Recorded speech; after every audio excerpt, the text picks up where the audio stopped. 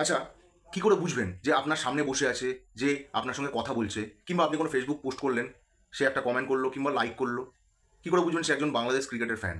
হ্যাঁ, তাকে বোঝার খুব সহজ উপায় হচ্ছে, দেখবেন দোকান কাটা তাদের। কারণ তাদের দল যদি হারে, তাতেও তারা খেলা দেখে। তারা তাদের দলকে সাপোর্ট করে, মাঝে মাঝে বাবা মা চেঞ্জ করে, ঠিক আছে, সেটা আলাদা ব্যাপার। কিন্তু তাদের দেখলে বোঝা যাবে যে তারা বাংলাদেশ ক্রিকেটের ফ্যান। এই টিমটা 1987 সাল থেকে খেলে আসছে, 2025 সাল এখন। 2025 সালে এসে সেই দলের ক্যাপ্টেন, বাংলাদেশ ক্রিকেট টিমের ক্যাপ্টেন, এখন বলছে যে তাদের লক্ষ্য নাকি নেক্সট ওয়ার্ল্ড কাপ না, তাদের লক্ষ্য হচ্ছে 50 ওভার পুরোটা খেলা। এটা কতটা হাস্যকর বলেন তো? কতটা হাস্যকর! এটা চিন্তার বিষয় কিন্তু। দেখুন, তাকে জিজ্ঞেস করবেন যে আপনাদের যে এত এইভাবে যে আপনারা হারছেন পরপর যে ম্যাচ, তারপরেও আপনারা বাংলাদেশ টিমকে সাপোর্ট করছেন, তাতে যদি আপনার লিভার নষ্ট হয়ে যায় টেনশনে, তাহলে কি করবেন? তারা বলবে যে আমার লিভার নষ্ট হয় হোক, আমরা খেলা দেখতে যাব, কারণ আমাদের টার্গেট নেক্সট ওয়ার্ল্ড কাপ, এবং তার সঙ্গে আমাদের টার্গেট পুরো 50 ওভার ব্যাট করা। তাহলে কত বড় মানে সেলুট জানাতে হয় বাংলাদেশ ক্রিকেট ফ্যানেদের, যে তারা এইরকম এরকম ডিসিশন নিচ্ছে।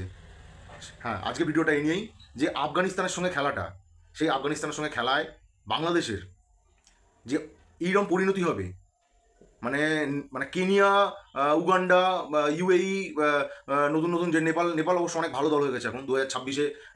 তারা T20 বিশ্বকাপের জন্য তারা কোয়ালিফাই করেছে, তার জন্য কনগ্রাচুলেশন নেপাল। ঠিক আছে? তো তাদের মানে আপনারা যাই মনে করেন না কেন, সব দিক থেকে ভেবেচিন্তে যদি দেখেন, তাহলে দেখবেন আপনাদের বাংলাদেশ ক্রিকেট কিন্তু আস্তে আস্তে এইরকম ডুবছে।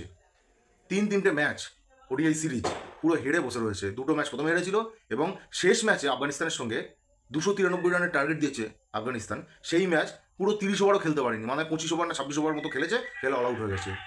অল আউট হয়ে গেছে পুরো। এবং রান দেখলে আপনারা চমকে উঠবেন, রান হচ্ছে মাত্র 93।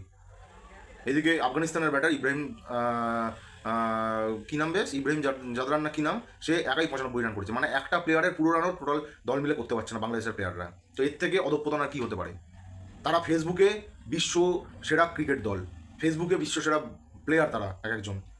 আবার এমন হাবভাব নিয়ে আসবে প্রেস কনফারেন্স করতে, যেটা দেখে মনে হবে যেন তারা কত ক্রিকেট নিয়ে চিন্তাভাবনা করছে, কত যেন তাদের মধ্যে ট্যালেন্ট লুকিয়ে আছে, শুধুমাত্র খেলতে পারছে না একটুর জন্য তারা মিস করে যাচ্ছে। কিন্তু অ্যাকচুয়ালি 50 ওভারের খেলা অত সোজা না। পুরো 50 ওভার ব্যাট করার জন্য পরিকাঠামো লাগে, সেই পরিকাঠামো কিন্তু বাংলাদেশ দলের এখনো পর্যন্ত নেই। হ্যাঁ, ছিল এক সময়, যখন বাংলাদেশের পঞ্চপাণ্ডব ছিল মাসরাফি মোর্তাজা, সাকিব আল হাসান, তামিম ইকবাল, মাহমুদুল্লাহ রিয়াদ আর মুশফিকুর রহিম। তখন কিন্তু চুটিয়ে খেলা খেলেছে, ক্রিকেট খেলেছে, তারা ক্রিকেট খেলেছে এই সময় বাংলাদেশ দল। কিন্তু এখন তারা কিছুই করতে পারছে না।